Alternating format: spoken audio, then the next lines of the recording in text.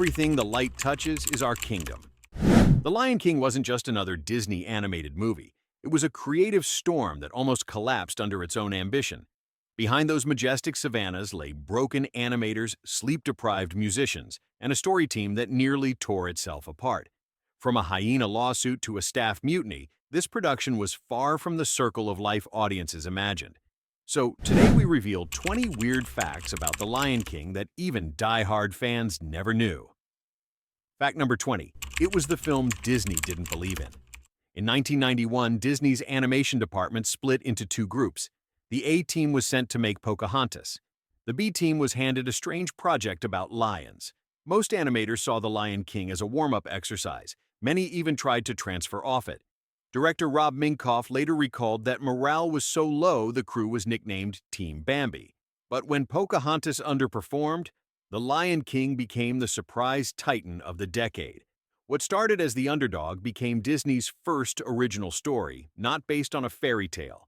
It roared past expectations, proving that passion, not pedigree, drives greatness. The so-called B team became animation legends overnight. Fact number 19. The stampede scene almost broke the computers. The wildebeest stampede remains one of Disney's most jaw-dropping moments, but it nearly destroyed the studio's computer system. In 1993, Disney developed a proprietary tool called Digital Herd. It allowed animators to clone and simulate hundreds of wildebeests moving in unique patterns. The program kept crashing mid-render, causing weeks of delay. Each second of the 3-minute sequence took up to 2 days to process. Teams worked through nights fearing data corruption. When the final scene rendered successfully, they reportedly applauded in the darkened studio. That few minutes of chaos changed animation forever, marking Disney's boldest leap into computer-assisted cinematography. Fact number 18. The opening scene wasn't originally planned. The now iconic sunrise over Pride Rock wasn't in the script at all. Originally, the film was set to open with dialogue and exposition. But when composer Hans Zimmer and singer Labo M presented the choral demo of Circle of Life, the entire production froze. Instead of explaining the world, Disney decided to show it. The team replaced narration with pure imagery and sound. The moment was so powerful, executives stood and applauded after the first test screening. That opening set a new bar for animation, a silent proclamation that this was art, not just family entertainment. Fact number 17. Jeremy Irons nearly lost his voice mid-production. Scar's menacing performance came at a physical cost. Jeremy Irons delivered his iconic lines with gravelly theatrical weight, but midway through recording, be prepared, his voice cracked completely.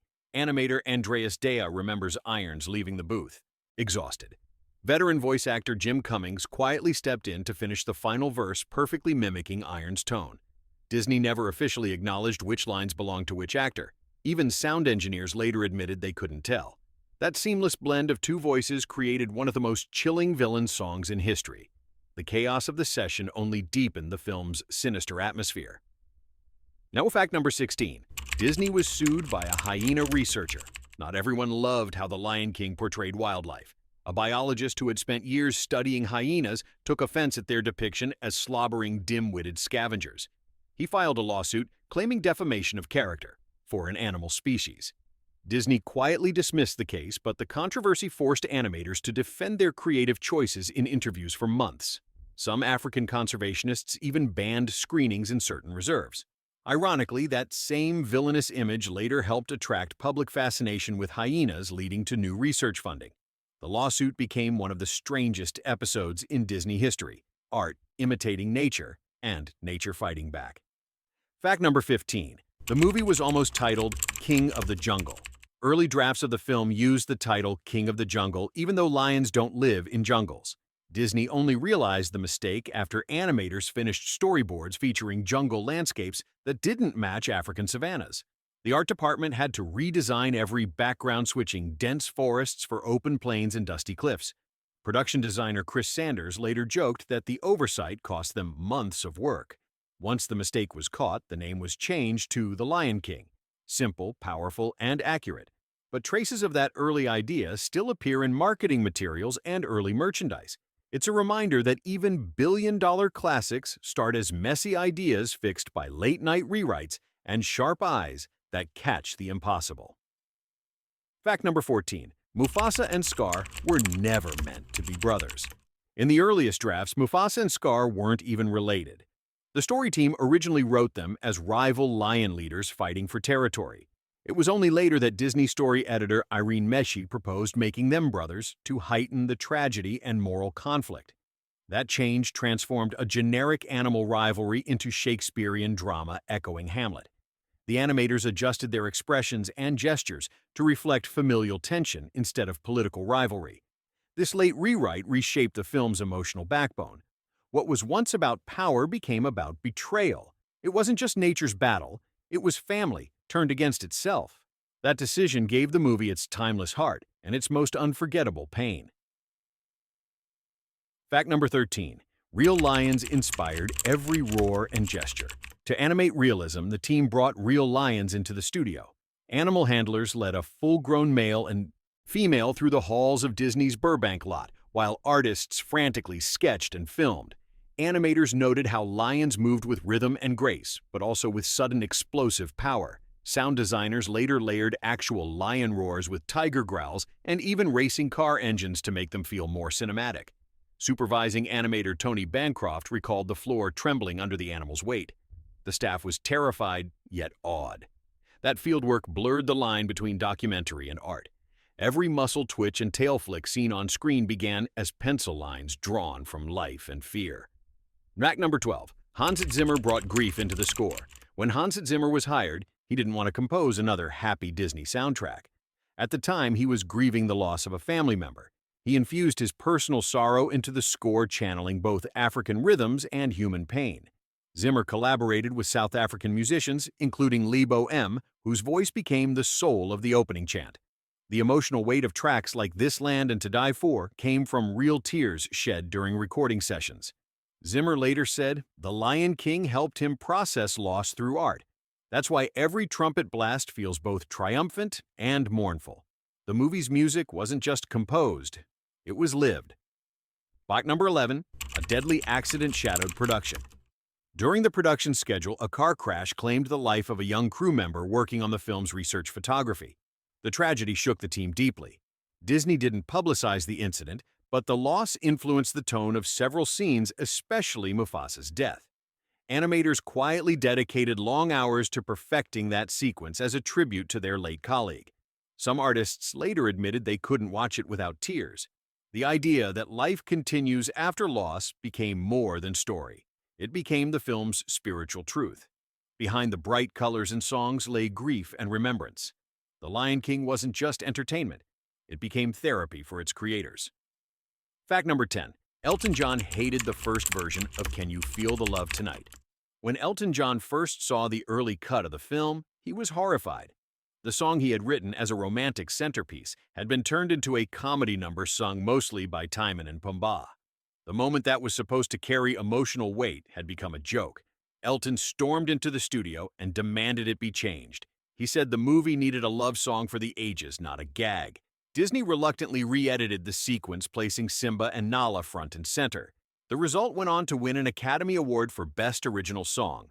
What started as a creative clash ended as one of the most iconic musical moments in animation history. Fact number 9. The animators endured literal earthquakes.